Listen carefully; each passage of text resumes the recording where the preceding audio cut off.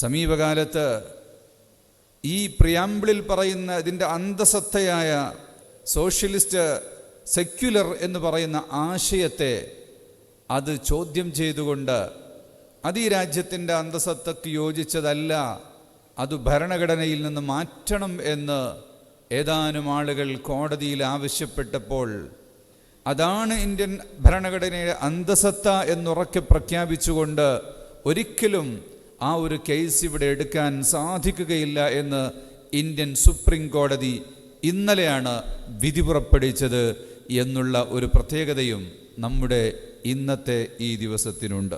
കോടതി പറഞ്ഞിരിക്കുന്നത് these terms have achieved wide spread acceptance.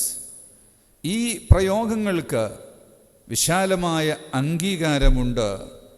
With their meaning understood by we the people of India എന്ന് പറയുന്ന ആ ഒരു പ്രയോഗത്തിലൂടെ ഈ ഒരു ആശയത്തെ, ഈ രാജ്യം സെക്യുലറാണ്, ഈ രാജ്യം സോഷ്യലിസ്റ്റാണ്, മതേതരമാണ്, എല്ലാ ആളുകൾക്കും ക്ഷേമം നേരുന്ന ഒരു രാജ്യമാണ് എന്ന കാര്യം അംഗീകരിച്ചിട്ടുണ്ട്.